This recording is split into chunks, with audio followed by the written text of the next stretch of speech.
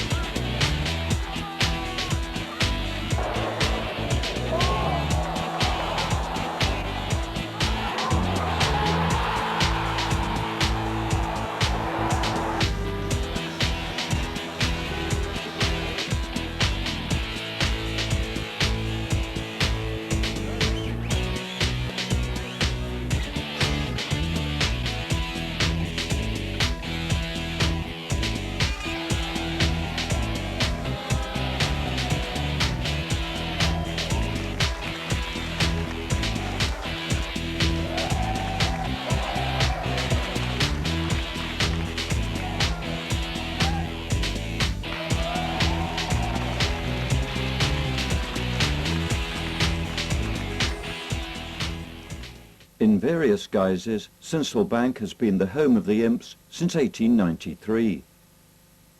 Veteran fans will tell you about the crisis of 1966, when the club was so cash-strapped that the water board cut the supply to the old stadium.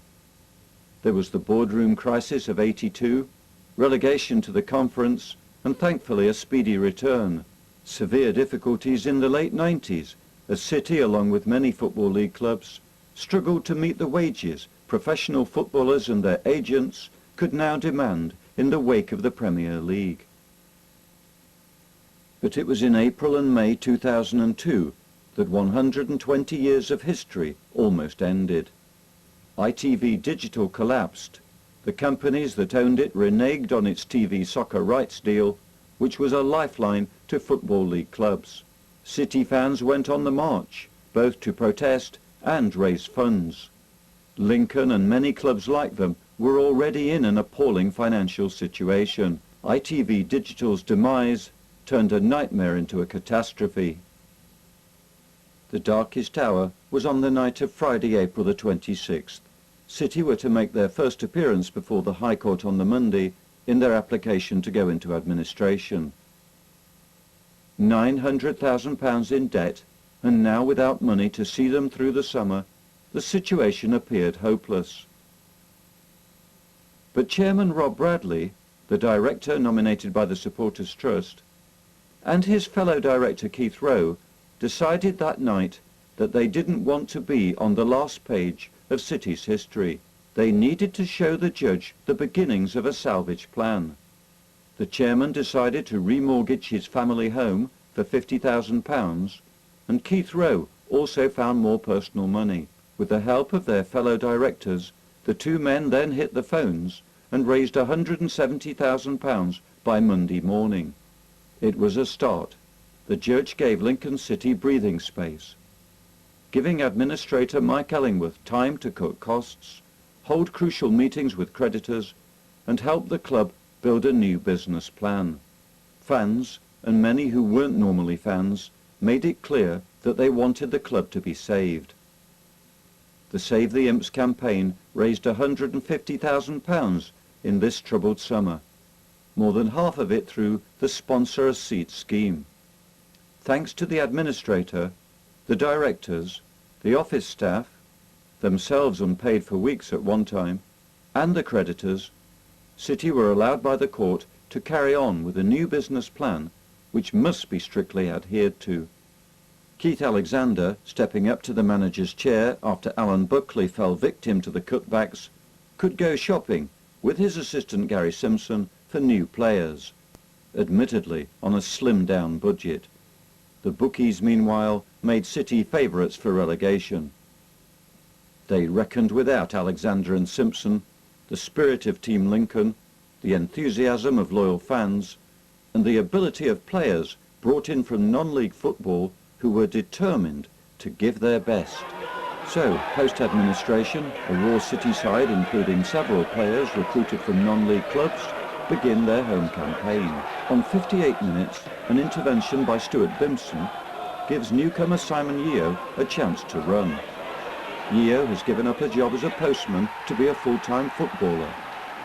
He finds the letterbox there okay. Yeo's new strike partner Dean Cropper, a 19-year-old from Worksop Town, is involved in the next move. A useful pass by Cropper to Peter Gain, neat interplay with Paul Mayo, and Gain has time and space to cross.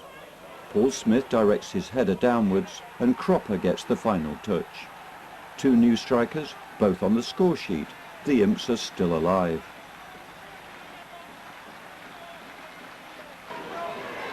August bank holiday. City bounced back from defeat at Boston. On 41 minutes Bailey's free kick, Simon Weaver is denied, but Yeo's follow-up is in, despite desperate attempts on the line.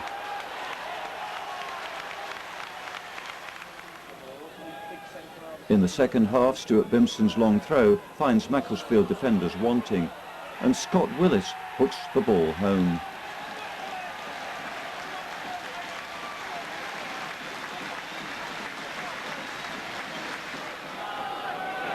In Simon Yeo, City have a striker who likes to run at defenders.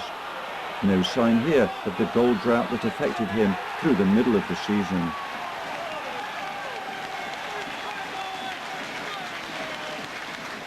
Richard Logan's throw-in led to the crucial goal just before half-time. Ben Futcher's towering header beats keeper Tom Evans, the first of 3 victories over the local rivals in this eventful season, and Futcher's first goal for the club. Now look for some wizardry from Peter Gain. He picks the ball up some 40 yards from goal.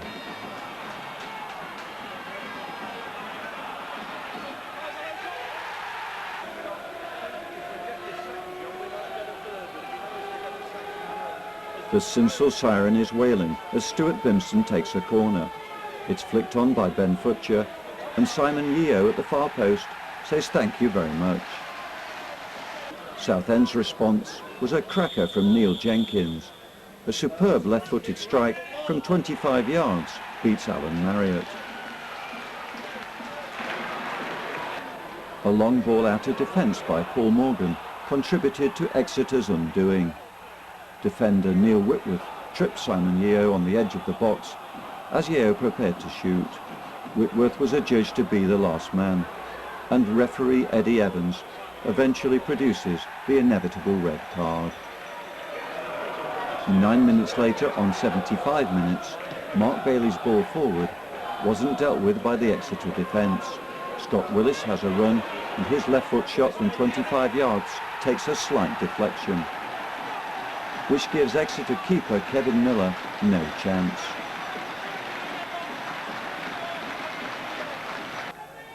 A long ball from Mark Bailey gives Dean Cropper sight of goal. His shoulder charge on Sean Pedgick is fair, and he slots the ball underneath the body of keeper Paul Whitfield. 0-1 to City after 48 minutes.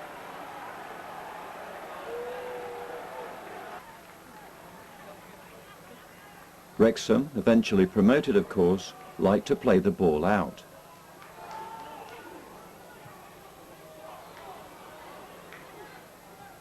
Mark Cam clears the lines for City.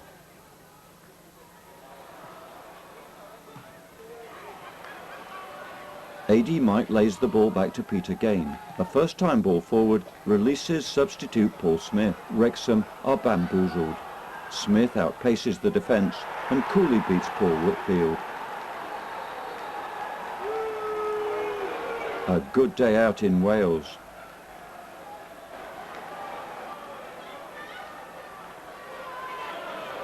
The Imps manage an early lead from this Stuart Bimpson throw-in. There's a scramble in the box before this astute downward header by Dean Cropper enables Ben Futcher to flick the ball into the far corner of the net.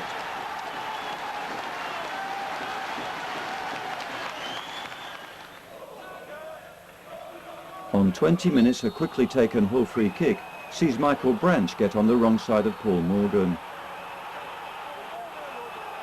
Referee Scott Matheson deems that Morgan was last man and his challenge worthy of a red card. Imps boss Keith Alexander is furious on the sidelines.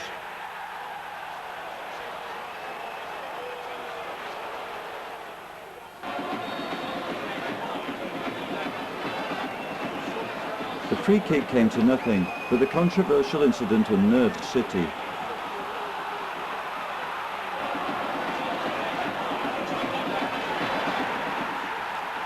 One minute later, Hull are level. Dean Keats starts down the right. Ball pulled back to Stuart Green. Gary Alexander glances a header past Alan Marriott and into the net. City's 10 men, though, fought on superbly to keep a valuable point. City fans had to wait until the very last minute for a 6-point Christmas. Struggling Swansea were hanging on in a lacklustre game when Chris Cornelli helped the ball forward. Paul Smith's shot struck the post, the rebound hit the tragic Chris O'Leary and went in.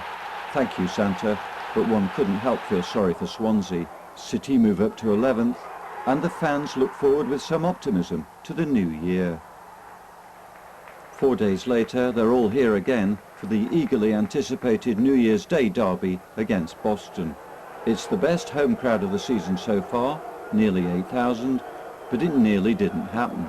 The pitch was a quagmire after heavy rain. City's SOS for volunteers on hangover morning brought in dozens of fans with garden forks. Their efforts were worthwhile, and many thanks to referee Kay for a careful and correct decision. The result was a very good game. We join it in the early stages. Peter Gain enables Lincoln's attack to resume. Stuart Bimpson's momentum carries him forward. McCarthy misses it, and there's Weaver, who crept up into the attack for his third of the season. It's New Year's Day, so he gets a big hug.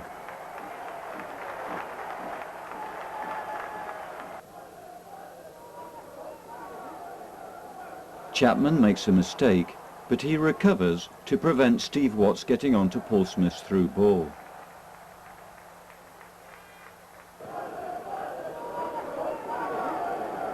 Chris Cornelli's throw finds Futcher, and Jim Watt's header is easily held by Bastock.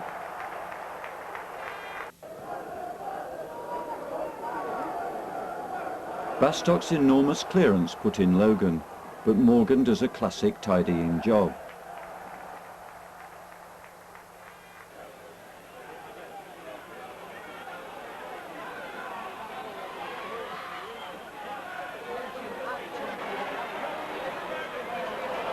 Redfern enables Boston to build again, and it's a great run by Bennett.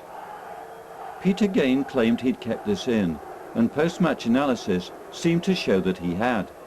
But on the day, Mr. Kay saw a corner. From it, Logan headed home, giving some New Year cheer to lowly Boston.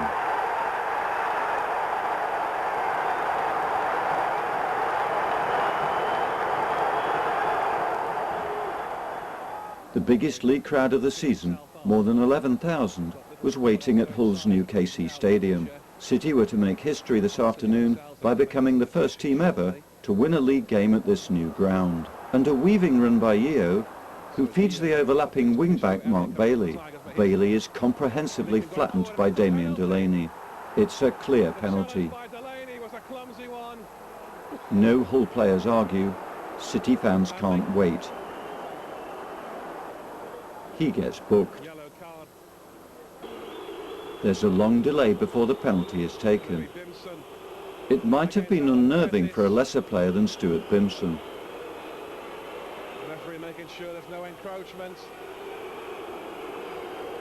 Here we go. But Bimson fires firmly, left-footed into the top left corner. And it's in the top corner of the net. And Lincoln City have 4 of the lead. last 5 away games have been won. These Anyway. fans know their team is strong and their club is reviving. Runaway table toppers Hartlepool weren't expecting a Sinsel socking. City's first came from a free kick just before half-time.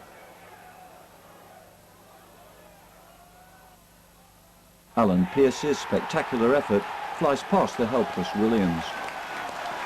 Pearce's first goal for the club.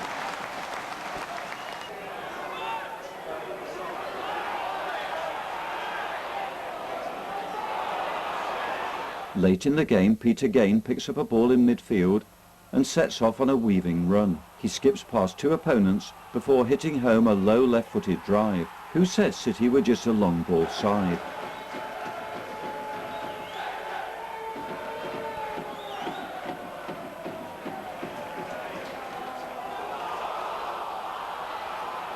Victory is confirmed in the dying minutes.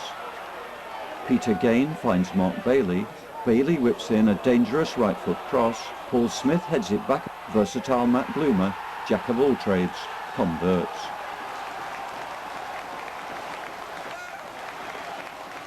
There was something freakish about both goals in this one. On 52 minutes, Scott Willis's shot hits Simon Weaver and goes in. Weaver claims it, his 4th of the season. Not bad for a defender. A few minutes later, Paul Edwards' left foot cross into the middle, and Andy Morell, who else, flings out a leg. The ball loops over Alan Marriott and in. One of 30 goals scored by Morell for Wrexham in a remarkable promotion season. In poor quality footage, we can just about make out Chris Corneli's 15th minute shot on target. And Shane Bradley finding himself well placed to hit home the parry from the goalkeeper. City's opener on 21 minutes illustrates the battling qualities of midfielder Richard Butcher. Butcher just won't give up. This is his 3rd attempt in 20 seconds at driving City forward. It reaches Daniel Webb, who lays it back to Peter Gain. It's Gain's turn that wrong-foots the Rovers, a neat pass back to Webb. 1-0. Webb, on loan from Hull, is mighty pleased with that.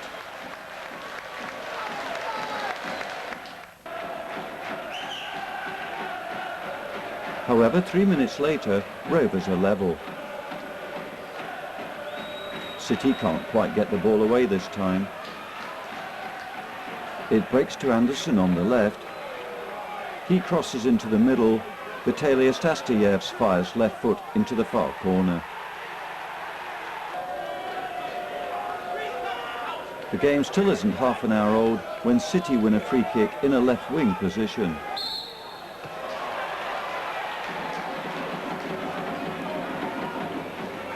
Like many teams, City don't hesitate to send up defenders for these set-piece situations.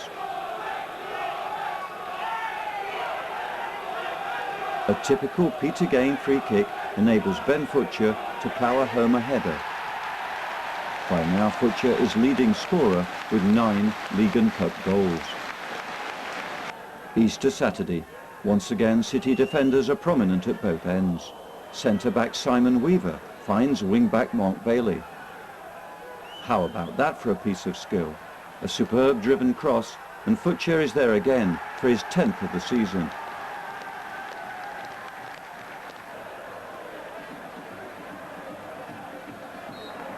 And so to the 46th and final league game. The Dam Buster chorus is in good heart. 9 months of effort, and City are on the brink of the playoffs. A draw will do.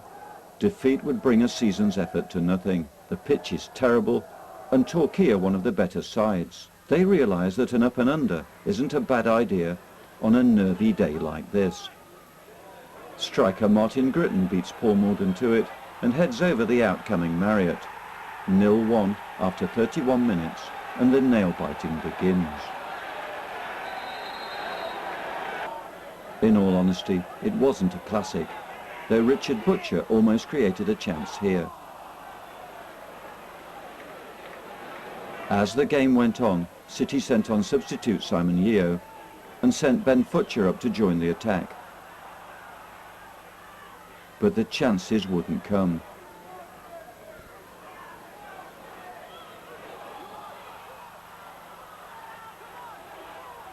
The fans were getting edgy.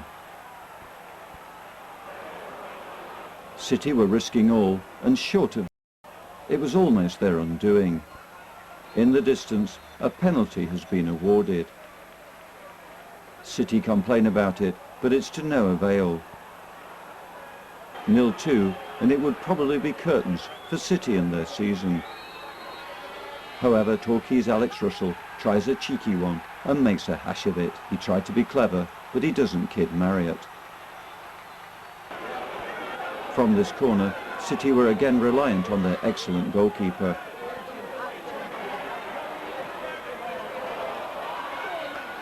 Desperate stuff, and to be honest, there wasn't much doing at the other end. However, with just 4 minutes left, there came the goal that took City to their first ever playoffs. Valuable midfield work by Richard Butcher, a high lob that turned the defence, and Simon Yeo pulled the trigger. At the final whistle, people could scarcely believe it.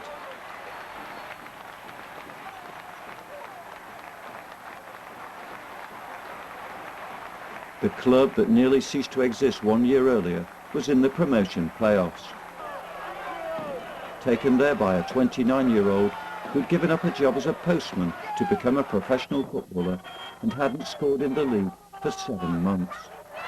And his tremendous mates in a squad tipped for relegation by a national bookmaker at the start of the season. Cue celebration.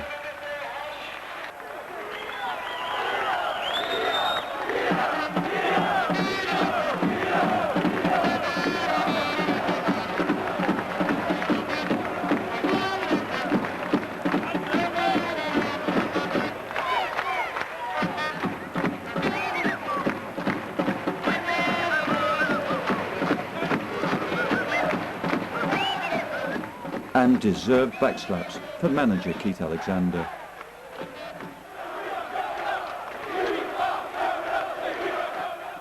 There was a wait for other results to see who City would be playing and when.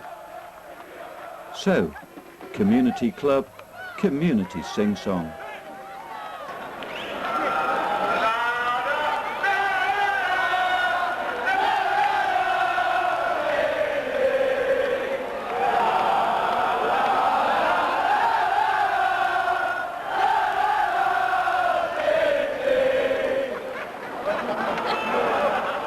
The first ever playoff semi-final at Sincil Bank meant the return of Scunthorpe manager Brian Laws.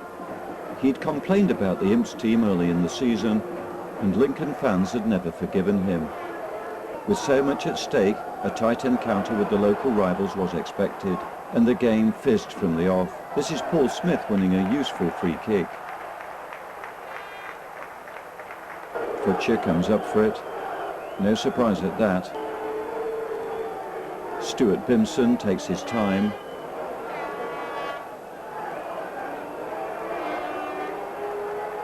And Scunthorpe forget about Weaver. How useful to have two central defenders who can both score.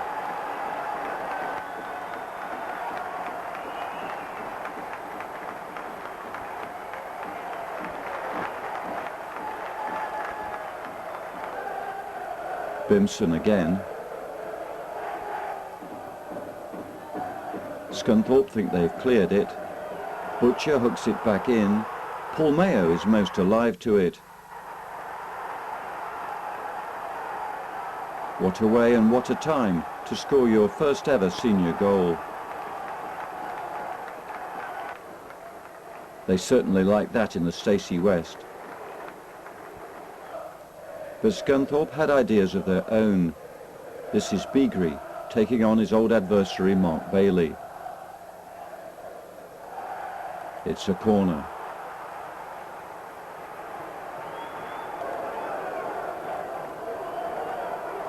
It's low. Calvo Garcia gets something on it. It's scrappy, but it's a goal.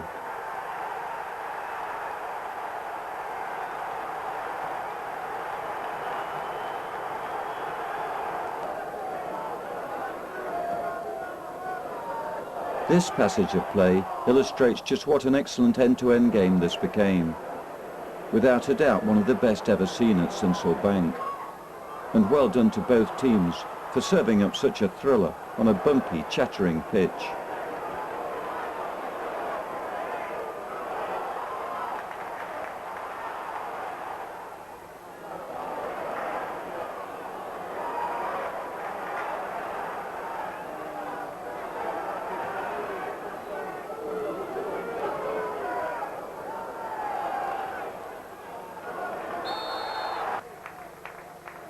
Who'd be a ref? He couldn't please them.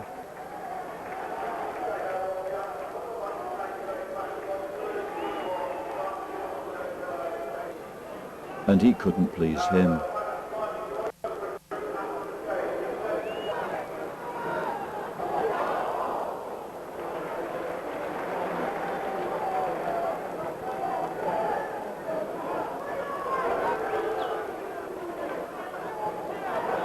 Mayo was playing left side midfield today, and he played a crucial role here, playing in Dean Cropper, whose youthful surge of pace opens up Scunthorpe. Paul Smith says thank you very much.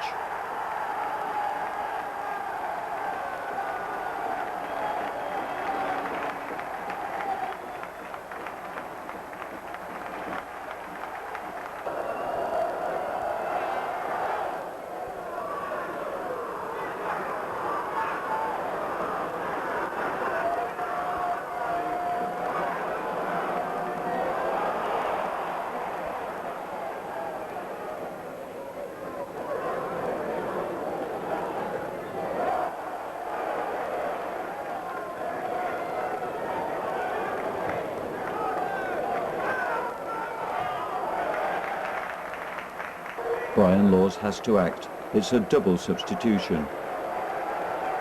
Torpy for Carruthers. And here's a famous name. Yes, it's Paul, son of Kenny, replacing Sparrow.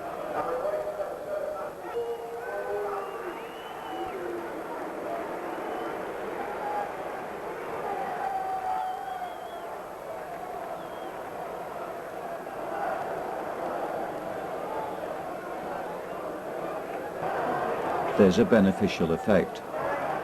Soon after, Calvo Garcia scores again.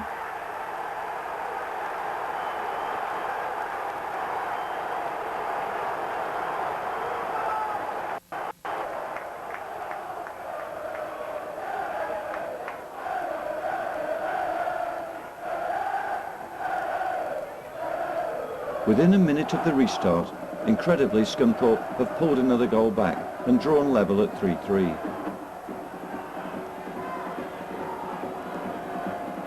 Good play by Dalgleish. He finds Torpy. A lucky rebound here enables Nathan Stanton to find a yard of space and score his first goal for the club.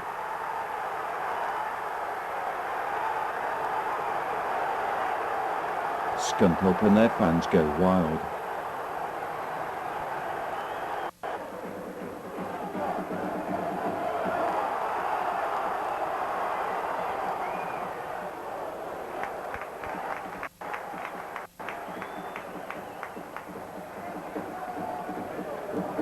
But Lincoln aren't finished yet.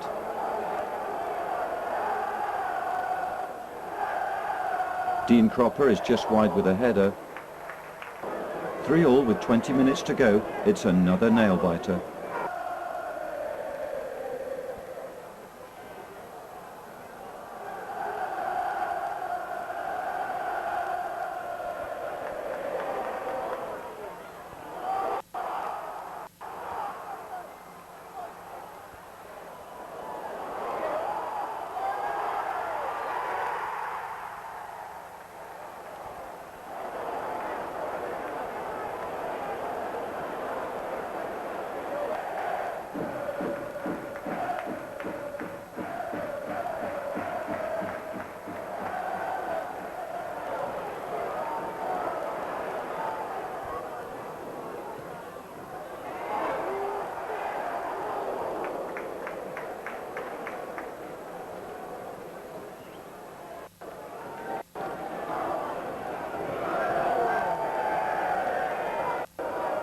It's this fine defensive work by Butcher and Bimpson that finally unlocks the game for City. Bimpson releases Simon Yeo, and Yeo scores another priceless goal.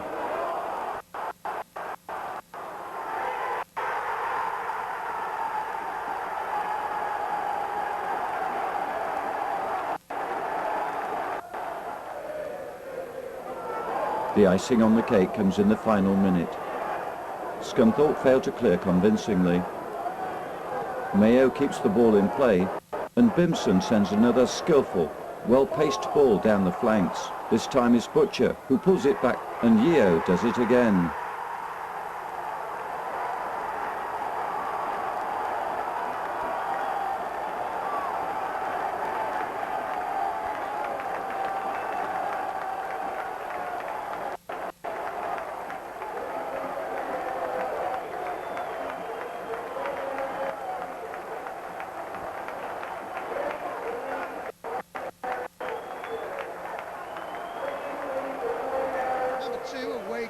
Don't count double in the playoffs. Just before the second leg, Brian Laws ran round Lanford Park to rally the locals, but the Imps were confident.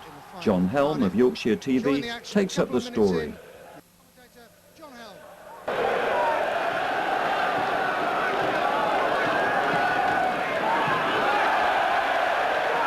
game continues to be tight, but Stanton is going to nudge one back up in here into the Lincoln penalty area. There's a clearance which comes to Calvo Garcia, and an excellent block, and then it's Dawson, and a terrific try there. Andy Dawson on his favoured left foot, and this one flashes by the uprights. Nothing much Andy Marriott would have been able to do about this one. Dawson unlucky not to be on the score sheet. Keith Alexander, what a job he's done at Sincilbank this season. Nobody gave a prayer for Lincoln's hopes at the start of the campaign. They might hear now, there might be a shout there for a penalty, but Mr. Bennett says no, and then there's a tip over by Marriott. How well he did there, came out of nothing. They were shouting for a penalty, I think, and then Marriott had to stretch. Did it well. Still Scunthorpe unable to achieve the breakthrough. What a different contest to the one at Sincilbank last Saturday, when it was an absolute thriller of 8 goals. Ooh, and that's a nasty looking challenge. And referee Bennett, who is of course a Premier League referee, will have words with Mark Jackson about that. The Lincoln fans baying for blood, baying for a red card, and Mr. Bennett tells the physiotherapist not to bother coming on. Clearly hurt Cropper, but it's only yellow. To the relief of Brian Laws, I'm sure. Evans, it may well be Bimpson here. Bimpson runs over the ball, and it's wide of the uprights. Evans was flinging himself across goal. There was the strike, a healthy one. Didn't miss by a great deal. Brian Laws, he's so desperate to take Scunthorpe up a division again. Torpy with the header this time. It's a bit frantic now, but Lincoln still remember have this 2-goal advantage. Maybe something here. Oh, that is so unlucky for Matt Sparrow. Just came to him. It's a sort of a cute angle, really. He was running in straight on goal. Look at this. There's a little flick in there from Hayes, and then it's on Sparrow's left foot. It's wide. Very much the hero of the first leg at Sincilbank, Simon Yeo, with his 2 late goals. He has 3 goals in his last 2 appearances, having struggled for months to get a goal. Carruthers can't make any headway. Torpy might. It's coming across here for the shots, and it's almost an own goal. That was so close from Stuart Bimpson's head. Marriott was scuttling across his goal, and Bimpson put it wide of his own net. And there's a bit of blood showing to the face of Ben Futcher from that clash with Torpy. Torpy's height always essential. The clearance is away, and Yeo's away. Simon Yeo, what a wonderful opportunity for Lincoln City, who may well be on their way to Cardiff. And guess who's done it again?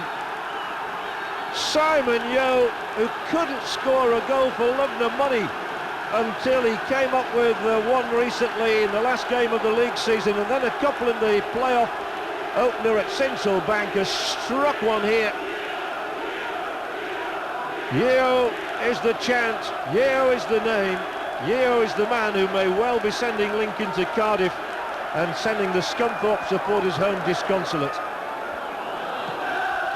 6-3 the aggregate score. I don't think you've put money on that when these two sides were drawn together. And a spirited run here as well by Paul Mayo. The ball still bobbling around that Scunthorpe penalty area. Can Lincoln get another one? Oh, thrashed wide. It's Yeo again, who suddenly has a taste for goals. Evans unable to get to it. Yeo could, but wide. What a miss. And that would have finished it. Keith Alexander can't wait for the final whistle, and there it is. What a triumph for Lincoln City in the Lincolnshire derby. You feel for the vanquished Scunthorpe United and for Brian Laws. Scunthorpe have had such a good season, but all the smiles are with Lincoln City. Against all the odds, they are going to the Millennium Stadium. They will contest the final place in the playoff with Bournemouth to see who goes up from Division 3. Brian Laws can only offer words of consolation to his players, but all eyes will be on Bimson and Yeo. They are the names. There he is, Simon Yeo. 4 goals in his last 3 appearances. Lincoln are on their way to the Millennium Stadium. It just means a bit of success, you know, and this club's been starved of it for a long, long time. The buzz round the town just getting in the playoffs has been fantastic, because we've never been in the playoffs before, and Lincoln City have never played at the National Stadium, whether it's Wembley or Cardiff or anywhere else, and they are now, so we're delighted.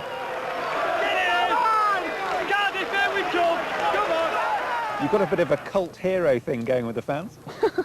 Cult hero, that's nice. No, I just enjoy myself. You know, I talk to people, I'll talk to anyone, and I'm just a happy lad, really. I just enjoy myself, basically. You know, just keep going.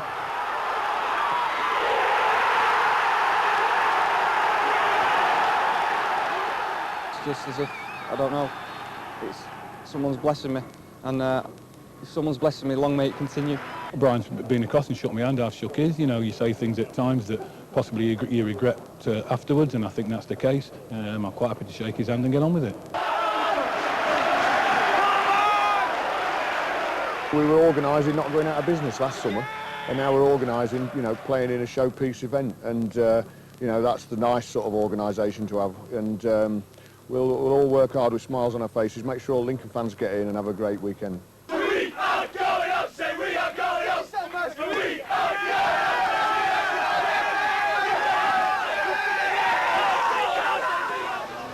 Not many got to Cardiff early, the traffic situation saw to that, but some had time to appear on local telly. And you could have the City badge painted on for just £2. City player Mark Ham had bought a new camcorder for the big day. In fact, the squad nicknamed him Camcorder. He got these shots of City hyping themselves up before entering the Millennium Stadium in front of 32,000 people. Commentary once again from John Helm of Yorkshire TV. Substitutes there is Simon Yeo, scored twice at Central Bank against Scunthorpe United, and they got the winner in the second leg as well at Blanford Park. There is a place today for Dean Cropper, once a workshop town, and indeed there are 8 of these Lincoln players who came to Central Bank from non-league football. The prize at stake, a place in Division 2. Something Lincoln certainly could not have dreamt of 12 months ago when they finished 22nd in the 3rd Division. So it's Lincoln in all yellow who get this 3rd Division playoff final underway in the Millennium Stadium. They did come here yesterday to have a look at the place. Alexander has twice been involved with Lincoln City. He's had spells with other clubs as well. This is where he's making his most impact.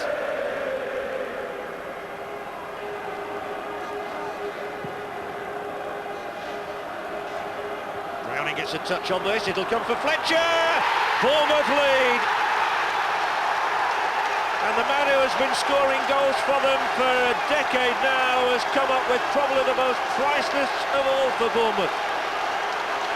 Steve Fletcher shows his muscles, and he showed his muscle in there too with the delicate finish.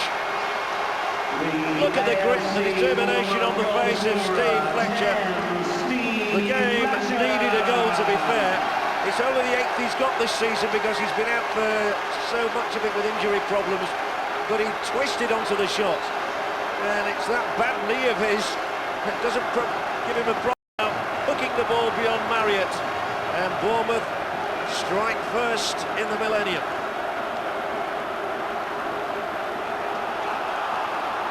The pace of the game picking up here through Cummins, but he's run it straight into the defender, though he's still got the chance to cross a ball in directly against the defender. Bournemouth are certainly asking more questions now, and there might be another shot coming in here. There is. It was well driven too. Very well driven by Gareth O'Connor, who scored twice in the playoff victory over Berwick. One thing on his mind here as he darts in towards goal. He hit the target. Lincoln's cropper into the area. Chance for Lincoln maybe, and the ball safely steered away. Good piece of defending there from Gulliver. Cropper almost goal side of him. It was a very necessary clearance, and the game has certainly perked up in the last 5 minutes. It will perk up for Lincoln if they get an equaliser here now. Futcher's in for this one, there is a chance! And it's just going to drift out for a corner kick.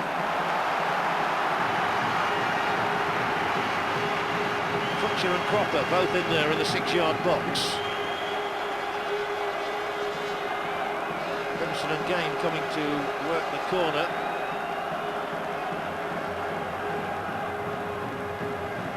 Futcher's got 10 goals this season, very good output for a defender. Weaver too has got his share. Vimpson will cross it towards one of them. And it's in the net, and it is Futcher yet again who comes up with the equaliser for Lincoln City. A defender with a Midas touch. Goal number 11 for the centre-back, the son of a famous father, Paul, who used to play for Manchester City and Oldham and Barnsley and Grimsby. But it's in the colours of Lincoln City that Ben Futcher's come up with the equalising goal at a perfect time for Lincoln. Straightforward it was too. Simply down to his height. He's bigger than anybody else in there, and he leaps and heads the ball straight into the net, which was beckoning no more than about 4 yards away from him. Lincoln and Bournemouth locked at 1-1 now. Okay, to be decked. Free kick Bournemouth, their opportunity here as the game moves into added time. Carl Fletcher. Butcher knocks it straight up in the air. Bournemouth have plenty of people around here. The ball will come back in, and Bournemouth still have 5 in the penalty area. Here it comes from O'Connor. It's a great ball. What a magnificent ball, and what a goal as well for Bournemouth to score right on half-time. It was Carl Fletcher who stole in there. It was a magnificent curling cross from O'Connor, and drifting in behind the entire Lincoln City defence. A mere flick of the thatch, and it's another Fletcher who's come up with a goal. It was Steve first, this time it's Carl. He's only got 2 goals all season, but he's got a really priceless one here now. Great ball from O'Connor, and a deft flick of the head from the captain. Fletcher and Fletcher on the score sheet for Bournemouth. The one name taken in the match so far, Weaver, and Lincoln are making a substitution now. It's Paul Smith, the former Nottingham Forest man, who is going off. The 7, Paul Smith. And Keith Alexander has decided that now is the time to bring on Simon Yeo. Simon Yeo. switch to be made in the half. Will also be made by Lincoln. Ooh, and the goalkeeper took a risky option there. Simon Yeo gazing at him from no more than 2 or 3 feet away. So Neil Moss played the ball straight out for a Lincoln throw-in. Looks as though they're going to bring on Chris Cornely. Well, he might as well use his attacking options, Keith Alexander. Lincoln need a goal.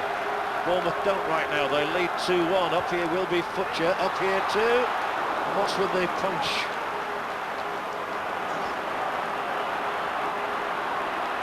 Bournemouth have a 2-on-3, trying to exploit it. Hayter and Elliott. Elliott with a cross in here, and a chance of a third. And Bournemouth may well be on their way into Division 2. Steve Purchase arrived on the end of Elliott's cross, and the ball is picked out of the Lincoln net for the 3rd time this afternoon. And it's the first time they've conceded 3 in a match in the league all season. Bournemouth 3, Lincoln 1. Lincoln had their opportunity there. The punch from the goalkeeper was good. The break was even better. It was all started by Hayter. It was continued with his slide rule ball down the line from Elliott. And arriving at the right moment in the right place, Steve Purchase. He scored at Sinsel Bank back in October, and he has maybe just broken Lincoln City's hearts here in Cardiff. Is 25, Chris Cornely. Well, that's a massive disappointment for Lincoln. I don't think he struck it particularly well, Purchase, but the ball ends up in their net. They signed him from West Ham United. He used to play in the youth team there with the likes of Joe Cole and Jermaine Defoe, and now he's playing and scoring for Bournemouth in the final. Here come Lincoln themselves there. Yeo just couldn't get in. Crushing blow after 55 minutes.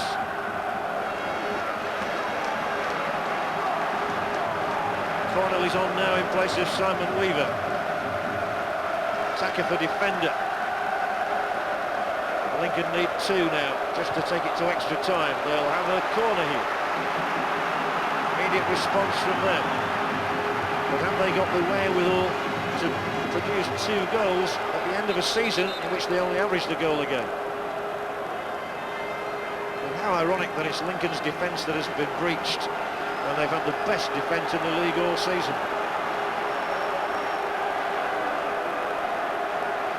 The short routine again features Bimson and Game. Bimson will whip it in. There's danger this time, and it's tipped away by the goalkeeper under a bit of pressure, but the ball had actually just gone over the dead ball line anyway. Goal kick. That's where it's tipped over. The referee's given a push there because it's Moss who's going to restart play by kicking the ball from the 6-yard area.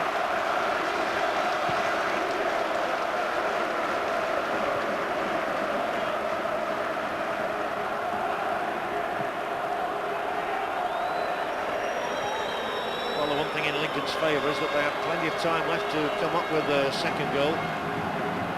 Who knows, a third as well maybe, but Bournemouth are right on song at the moment. Hayter's into the area this time, gets all the way to the arms of Marriott.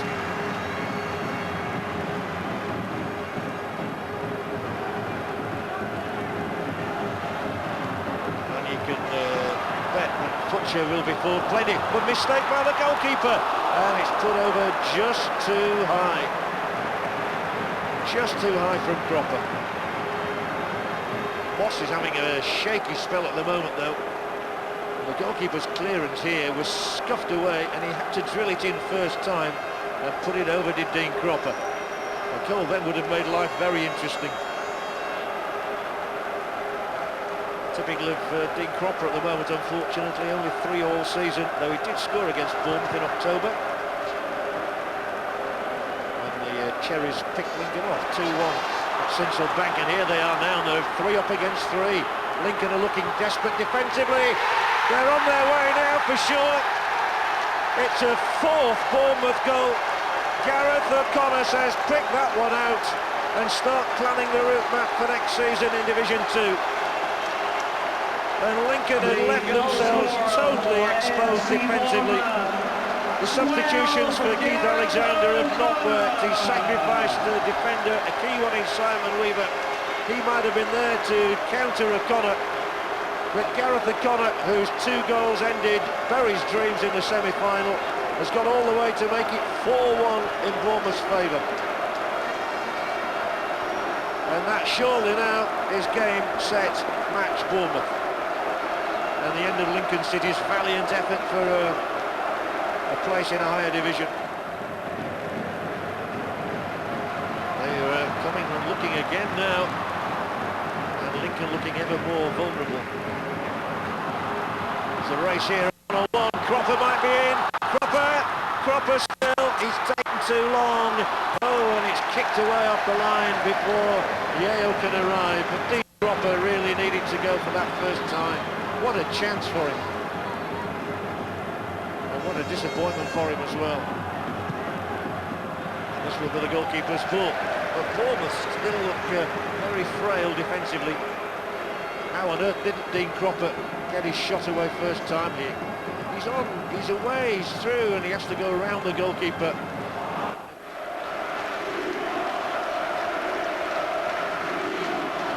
Mayo's header.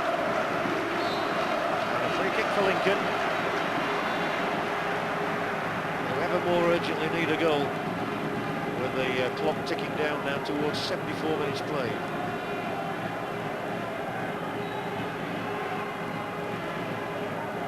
Imps to take this one. Lincoln with 6 up inside the Bournemouth area, including the big men there. It'll drop here for Butcher. A rasping drive, but it came back off the opponent.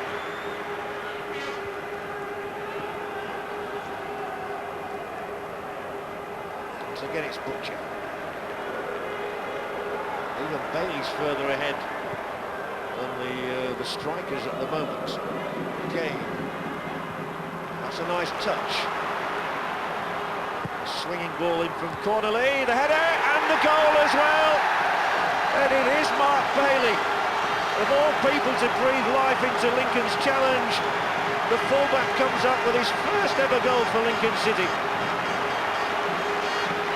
Mark Bailey for the second Lincoln goal here. Good crossing as well. Nice touches around the area there. And Cornely's cross converted by the head of Mark Bailey. Moss unable to keep it out though, he got his fingers to it. And the first Imps goal for Bailey. And Lincoln back in the game. Perfectly placed. Maybe they do believe they can still make it up.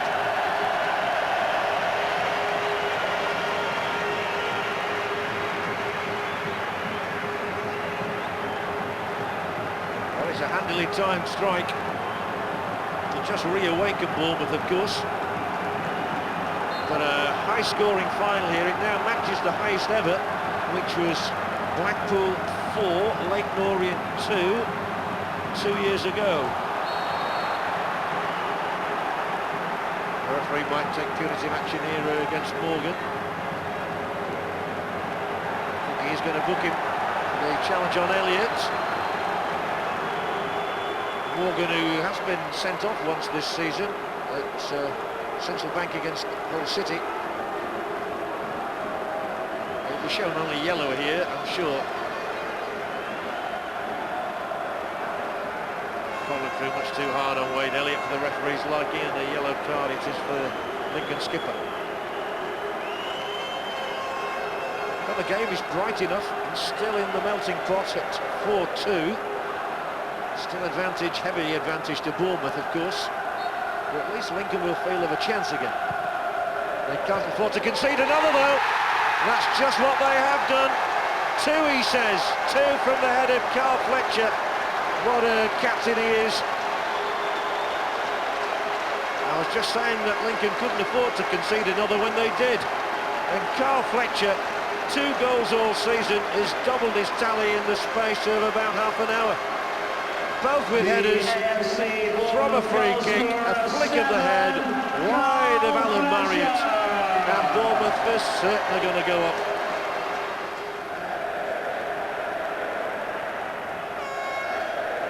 almost played at walking pace now.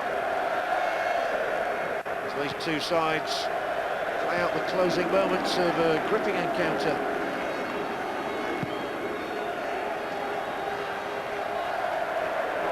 Less gripping obviously for Lincoln. Once they went 3-1 behind, you suspected that it was not going to be their day. 4-1 made it too difficult to contemplate. Cornerly might get to this.